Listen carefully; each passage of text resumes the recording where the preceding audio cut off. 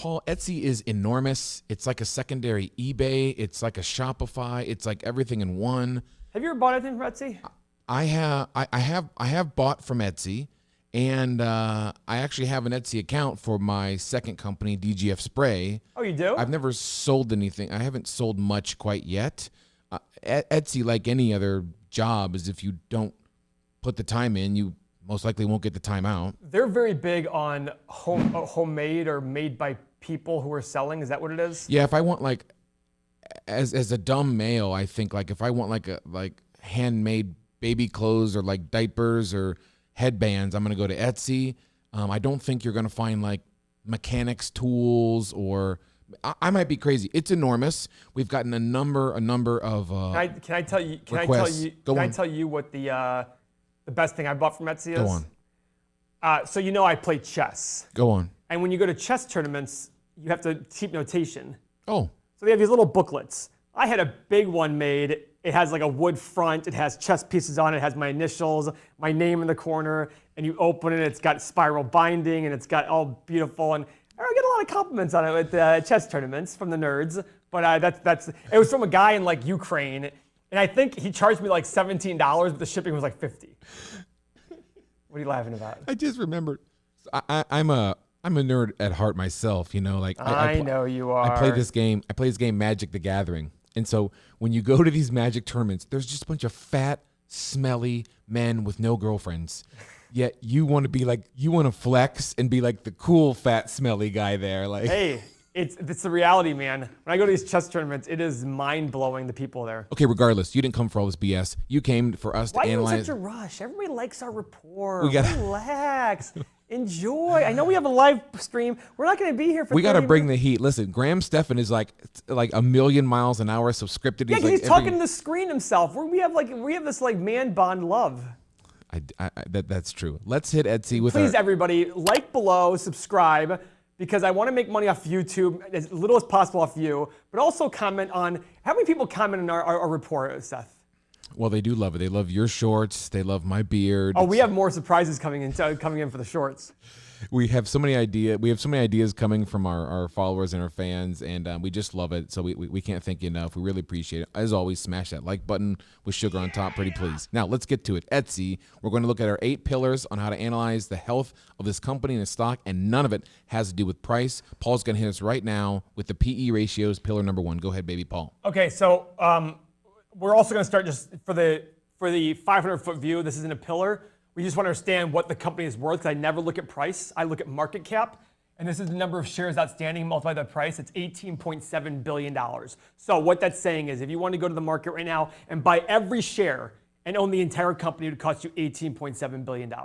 I don't care what the per share price is, doesn't matter. Okay, so PE ratio. What is it, Paul? 121. You were cackling like Jim Carrey in Dumb and Dumber when he No, that's from that's Ace Ventura or something. That's what I was laughing about. Oh. You sounded like, same character, Dumb and Dumber, when he puts the diarrhea Oh yeah. And he's on the moped cackling to himself. All right, that's terrible. 121 PE. PE 121. This is a huge X. This totally sucks, right? Yep. Profit margin last quarter was 22.5%. Last year it was about 11%. So it's a check mark either way. So another thing, as we're growing and as we're going to be changing things, so I'm going to look at the previous quarter's profit margin as well as the previous year. So the previous quarter was 22.5%. More importantly, the previous year was 11%. Both are check marks anyhow, but we're going to look. The check mark's going to be based on the previous trailing 12 months. Let's go for revenue growth. Pillar number 3, revenue growth over the last 5 years. Okay, so for revenue, we go to our financial statements. We go to our income statement. Now, this one's going to be big because it's a young company, brand new, etc. 270, 360, 440, 604, 818. I mean, it's astronomical. This is about as big a check mark as you can get. I mean, this is tripled in size almost in the last more than tripled in size in the last 5 years. Do you know anybody slaying it on Etsy? I don't know a single person. I don't know anybody who's selling on Etsy. I have no idea. Yeah. Now, back in the day, a few months ago, we had a gal remember her name was Nikki Hartware out of Cleveland. Oh, that's right. She sells The headbands. She sells amazing headbands, and I'm sure she's on Etsy and probably slaying it. Nikki, if you're 1000%. watching, we love you, we miss you, and I know you're doing well because I see all your Facebook stuff. But okay, Paul, let's do. You said we miss you, like.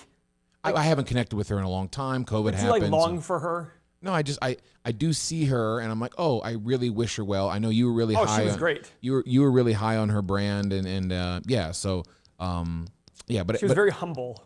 Yeah, very much so. All So right. let's go to pillar number 3: profit growth over the last 5 years. Yeah, this is good. Lost 54, lost 30, made 81, made 77.5, made 95. So they went from a loss, and if you see over the other 3 years, yeah, they're into profitability now. So they're doing what we expect companies to do. It's called make money. How about number of shares outstanding? I'm gonna guess this is gonna be bad. Oh, really? Yep, and it is. When companies are young and growing, they like to make acquisitions using shares because everybody's like, oh, we want your shares of your company. We want to be part of the next Amazon. So they tend to issue more shares in order to acquire. I was right. So we're going to look at the last 5 years. 91 million, 113, 118, 120, 120. Now, the good news is in the last year it's decreased, but over the last 5 years it's increased substantially. It's increased by 33%. That's a lot, guys. So that's the big X factor. Damn. Yeah. Next. Okay, how about current assets over current liabilities? What's your guess on this one? Pillar number 6: assets over liabilities. I would think they are underwater. I would think they're not.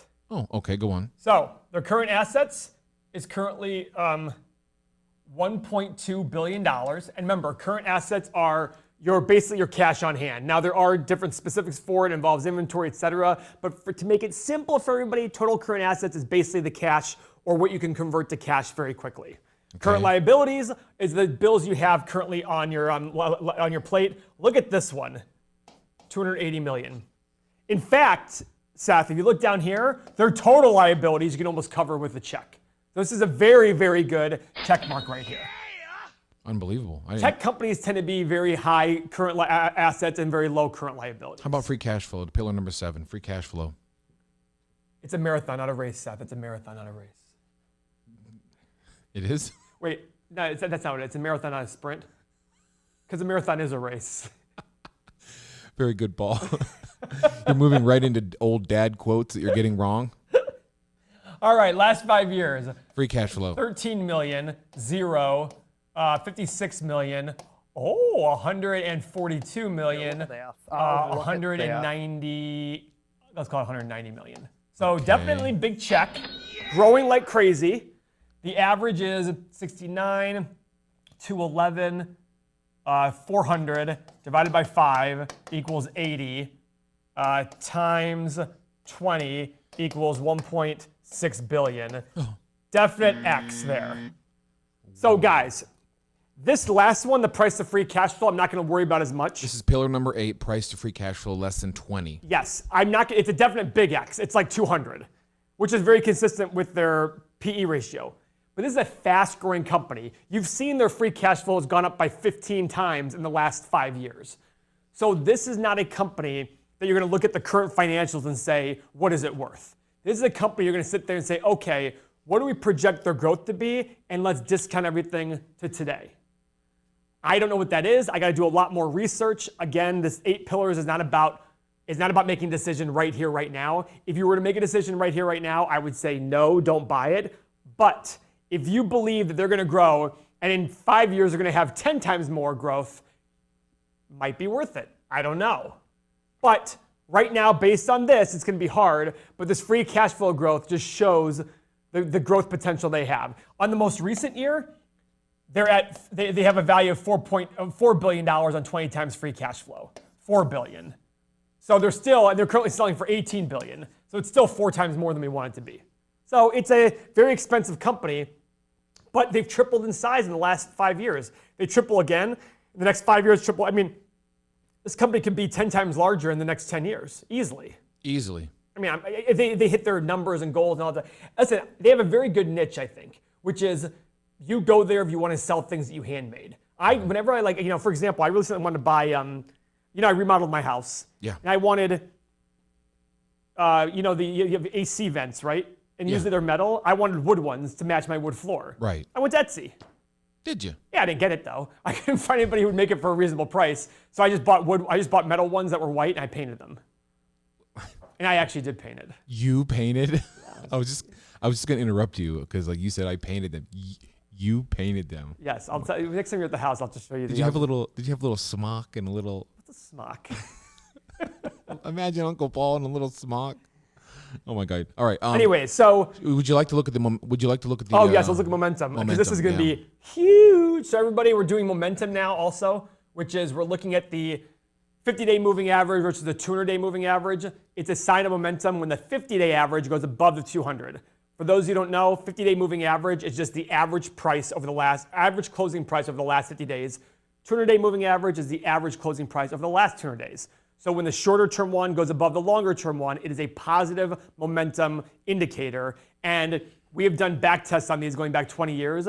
If you do this on every single company consistently without deviation, you can beat the market by about 1% per year. No, I feel like if I just heard that in my car, or I might have got confused because I was in and out. So just like give me the one sentence. What does this graph look like, Paul? This is momentum. This is showing you how the stock price. This is just about price. It doesn't care about anything else. It doesn't care about fundamentals, nothing. That's why I'm incorporating this. This is a very high momentum stock right now. It has a lot of momentum going. It crossed the 50-day moving average, crossed in May above the 200-day moving average, and look where it's gone. It went from a price of 70 and it's doubled since May. This is a very positive. Look at before. Let's look. I even showed you guys before when it went below the market. It went below the mark. It went below the mark in, if you want to look at this is perfect. It went below the mark in September of 19 at the price of 50, and it ended up crossing back over almost a year later at a price of 70. So even though it was up, it was very flat. When it crossed over, what did it do? It shot straight up. It doubled. Isn't that incredible? So in terms of long-term investing, you're not touching this. Long-term investing, I'm not touching this. Short-term, if it's got a lot of momentum going, I would probably wait because the gap is very large. But at the same time, this is the kind of company where I think there's going to be a lot of momentum in the future. You might want to watch this from momentum trades. And if you're willing to short, it works on the way short down too. I wouldn't recommend that. But if the 50-day goes below the 200, it might be a time to short as well. Thank you for the analysis, Paul. As always, you the best. And thank you, the viewer, for supporting us, liking, subscribing, turning on the notifications. We go live twice a week. Join us and request stocks and comment on Paul's butt-hugging pants and shorts because he loves that. And so thanks for following us. The Everything Money channel with Seth and Paul. Love you guys.